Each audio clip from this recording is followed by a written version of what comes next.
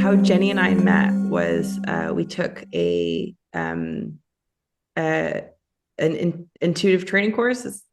Intuitive coach training, ICT. Yeah. Yeah, but yeah. So we met on this beautiful intuitive teacher training course, and we took it for a whole year where we had like pod groups outside of the course. We had weekly classes, we had homework, we did an intensive weekend, case studies, um, and to be able to have the gift of doing that deep work for a whole year straight was super transformative. And then Jenny and I still didn't have enough of that, so we did ICT2, where for 6 months we basically did the exact same thing, took another deep dive into it for 6 months, knowing that we already had this foundation. And yeah, and then now we're doing Course in Miracles, which is another year long. Well, it's like I mean, to be honest, we started Course in Miracles when we finished ICT2. Yeah. So we're just never ending. We're just never ending. It's just a Forever the student. continuous thing. And Um, I actually got a message from a friend of mine who just finished intuitive coach training.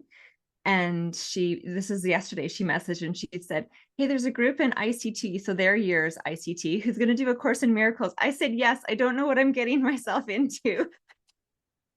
And my oh, this message is so back to her is, exciting. "It's a ride." Oh my gosh, we should have, like, once they're kind of like in it for a little bit, we should invite them on. That would be a great idea. Yeah, have a little chat with them. Yeah, it would be a really great idea. And how they're going to do it, I don't know. Like, I'm going to see her today and I'll ask her a little bit about it. But I don't think that there's a wrong way to approach A Course in Miracles. No. Like, buy the book and just start reading and do your thing, do the lessons first, and then read while you go. We chose just to read the text first and then start the lessons. It just what made sense to you and I, and our personalities, I think, too, probably, Oh right? yeah, we like followed the instructions of the Well, book to a like T. this. You do it like this, which is totally fine. I was thinking of, like, I had been wanting to do this for years, and I had A Course in Miracles Made Simple sitting on my shelf for I don't know how long. So there's nothing wrong too with buying it, letting it sit on your shelf for years, and then diving into it.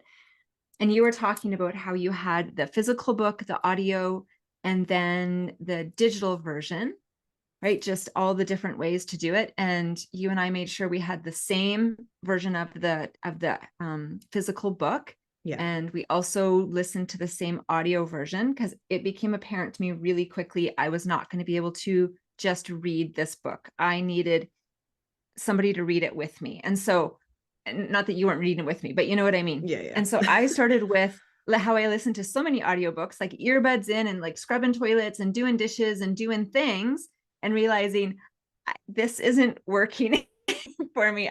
It's not feeling super great. And then I was doing some reading on my own as well.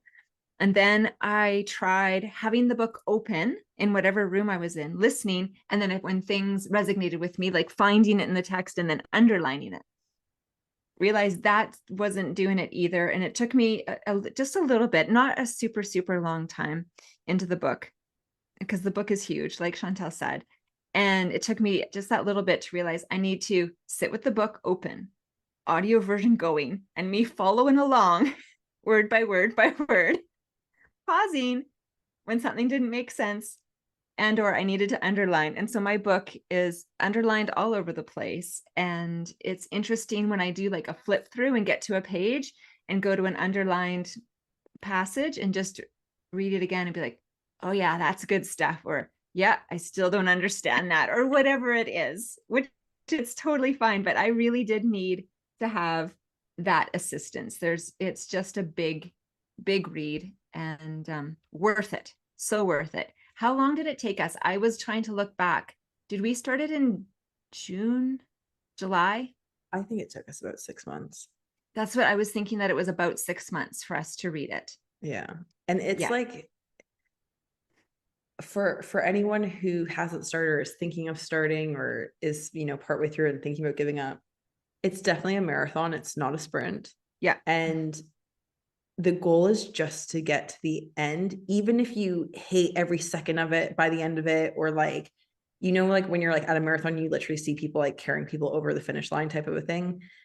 That might be you. Like, Yeah. but it's just the goal, it doesn't matter if you didn't understand a word of what you read, just get to the end. And because I was battling with that, where it's a very heavy text, and for the first 15 hours probably I did not understand a word that was being said. I was getting a bit frustrated with it, and I think I'd understand something, they'd say something, I'd be like, well, what? And then you start to realize that they do repeat things, and they'll say it in different ways. And so then something else will stick. And then you're like, well, that actually sounds familiar, or something. Okay, now that's sticking. And I remember one time, I can't remember what topic, was it jealousy or something? Anyways, Jenny was saying something about a topic of, she was a little bit ahead of me in one portion of the book. And I was like, oh, so what is their take on it? And you're like, I have no clue. I don't know. And she's Yeah, like, I just don't really know. liked it. I really liked it. It felt really good. Cannot speak on it at all. And that is this thing with this book, is that it's really hard. Like, if I were to tell you what they say about love, I have no clue. The thing I got is to love, not fear, but we had that going in already. So honestly, that's a cheat. Like, yeah. Right. So, it's completely normal to not feel like you understand anything. I had this experience where I was on a train and I was pretty tired while I was listening to this book on the train.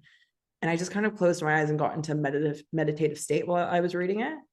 And listening to the audiobook. And I found that when I did that, I understood more of what was being said, but retained less, versus when I read it, and was like actively listening, and not in meditative state, I retained more but understood less. So I kind of would go through these phases. And I mean, like, the music and the guy's like deep husky voice, like it works really well for meditating. And so play around with it, figure out what works for you and what will get you to the end. But it's not about understanding it. Just know that stuff is sticking, and what you're ready to learn will stick, what you're not ready to learn won't stick. Yeah, totally agree. And I think, what did you say? It's about 60 hours, the audio. I can't remember, something like that, right? It was probably at about 35 or 40 hours in that I'm like, I'm starting to enjoy this. Yeah. And there'd be chapters that you'd see the name of the chapter, whatever it was, and think, oh, this is going to be so fantastic. You're like, I don't get it. It might be fantastic, but I don't get it at all. Or I disagree with what's being said. That's okay. Just keep reading. And then other chapters that were just amazing. It just made sense, and it really helped for things to click into place, and it just felt really great in my body. And the next chapter would be off the wall. I have no idea what they're talking about. And this book is a very body feeling book. Like, there were points where, like, me and Jenny were trying to read it roughly at the same pace, and I got a bit behind at one point. And, and in my head, I'd be like, okay, so like, I'm only like so many hours behind. I'll just read like, a couple hours each day this week, and then I'll be on the same page as Jenny, and then it'll be fine. And it doesn't work that way. No. If you think you're going to read 1 hour a day, like it's just not going to work. You get full, where you're like, oh, like, I cannot absorb anymore. Like, and it's like going to dinner and you get full, but you still eat because you feel like you need to finish your plate. And then there comes a point where you're like, I literally cannot eat another bite. Like no, like there's just no space. That's what this book does to you, is you get to a point where even if you wanted to like push through, there is no pushing through. It's like your body is like, no, like your ears, everything is like, this needs to stop now. Yeah, completely agree. Like, it was just, you've absorbed as much as you can. It's time to stop now. Yeah. And something that I had noticed, I don't remember when in the book or anything it was. No, I do actually, when I say that, because I was reading every morning, and what I found is I could do 5 pages ish. And I liked like ending like at a new topic, not a new topic, but you know how just a new segment in the book. I Yeah. like to not break up in the midst of a segment. I would have been really lost if I would have started doing that. So about 5-ish pages is what I could absorb in the morning. And I went through a little stint. I don't know if I was away or what happened, where I just didn't get to it. And I'm like, okay. And I was getting ready to make a decision, and not just a decision, but a decision that required action on my part. I was doing a little bit of hustle and it had to do with a relationship within my life. And I was going to do an action that was going to move things along, I thought. And I was a little scared to do it. And I hadn't read A Course in Miracles for a few days. And then when I opened the page and started reading, the message was do nothing. Do nothing, continue to do nothing. And I was like, Chantal, I'm taking that. I'm not going to do that action I was going to do within the relationship. I'm going to listen to it. And so just trust yourself. When your body is saying that's enough for that day or that hour or whatever, just trust. Yeah. Stop reading and pick it up again when it feels right. Yeah. Yeah. And you're right. Like I don't know how many times this is a marathon. This is a marathon. And so grateful to get to do it with somebody. I've been wanting to do it for quite some time. You had as well. Yeah. And it's just how it all came, we came together to do it. Right. And so that's something that I would encourage anybody who's thinking of doing it, is to find a buddy or a group. Like I'm sure there's tons of online groups and all different, there's different podcasts and everything that you can listen to follow along with A Course in Miracles. I just realized we actually read this a little faster than in 6 months because we did a bit of prep work. So in order to prepare for this book, we read A Return to Love and The Disappearance of the Universe. I both forgot. Completely different. Yeah. But both on A Course in Miracles. Okay. So we read A Return to Love by Marianne Williamson as a prep to get ready for A Course in Miracles. It was one of 2 books that we read. Yes. And with A Return to Love, me and Jenny both loved it. It was a beautiful book. It was beautifully written. It is a beautiful book. Like, that's one common thread when people read it. People will always tell you it's a beautiful book. But I remember we got to the end of it and I was like, I couldn't really tell you what it's about or like what I learned from it. And like, and that was like a nice little sprinkling of what was to come with A Course in Miracles. Very much so. It set us up well. Yeah. And then The Disappearance of the Universe. I can't remember the author's name, but I'll edit it in somewhere. Yeah. It's written in dialogue. So it's him speaking with his 2 spirit guides. Yeah. And they basically tell him to read A Course in Miracles, or he wants to read A Course in Miracles, and they kind of tell him like, yeah, do it, please. And they have these conversations, and he can ask them any questions he wants and stuff like that. And so it's written in this dialogue method. One is in the form of a man, and one is in the form of the spirit guides. One is in a form of a woman, and the other one's a form of a man. And so you get these different voice. Again, I could listen to the audiobook, so you get a male voice and a female voice.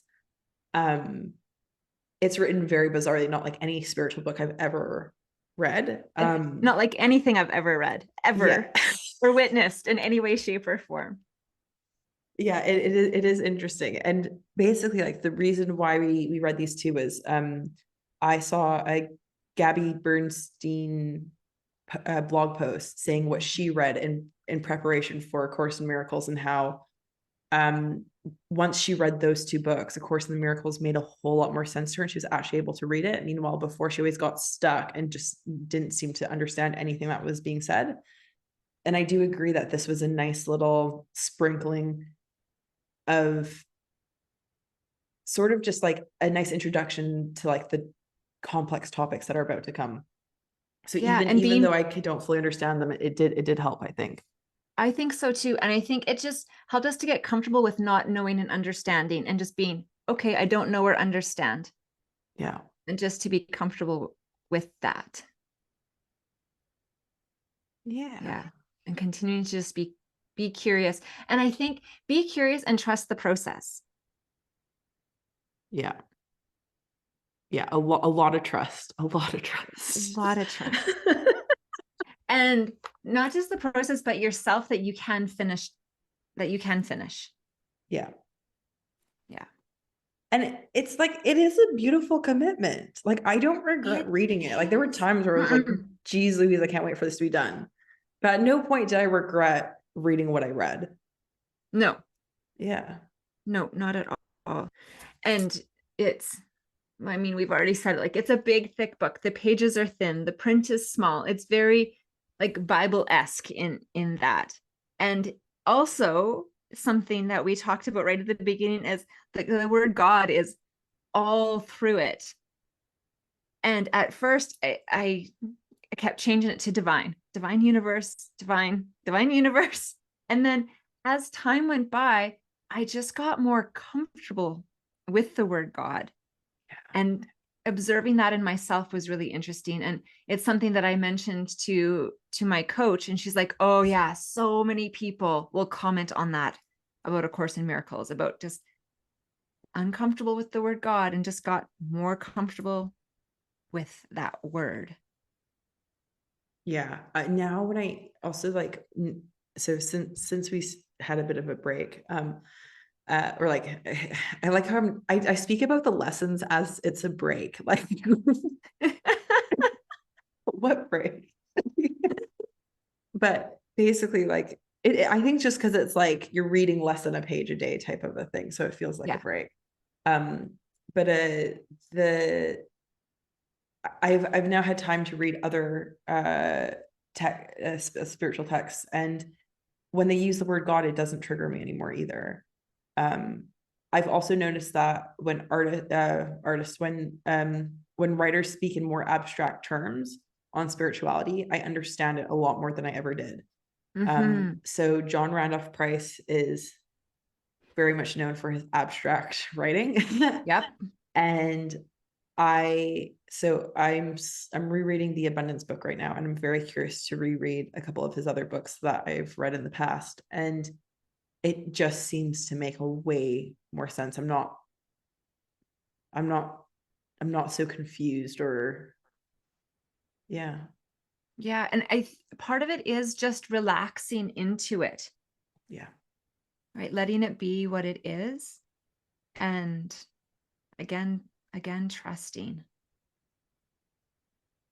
Yeah, trust was a big lesson in this. Trust and detachment, Yeah. and Listening like, to your body. and the fact that like unconditional trust and unconditional love like are very much like intertwined and married. Yeah. Um and I feel like in the spiritual community we talk about like unconditional love a lot. We don't necessarily speak about unconditional trust, and I feel like Yeah. this book actually addresses it. And you do have to trust the process. Yeah. So agree. And you know what? Have you ever even heard the term unconditional trust before? Want to know what I heard? Okay, you want to know where I heard this from? This lovely lady named Philippa. She was a psychologist, but now practices something called life alignment. And I've met her on a life alignment retreat, and she just kind of like she was really drawn to me, and kind of like clinging on doesn't it's not the word, but basically she actually like walked by me. She's like, I want to sit by you, and like just like made that decision that we are going to be friends. Yeah. And I absolutely love it. And she just has this amazing wisdom. And I had a life alignment session with her, and unconditional trust came up a lot. And she's the one that was taught, she's the one that used that word.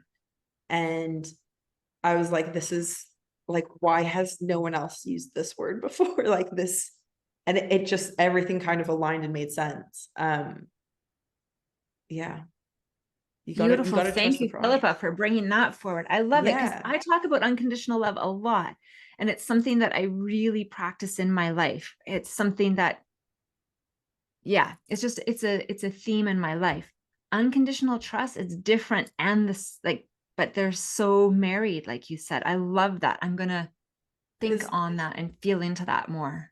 true trust is unconditional, right? Like Yes.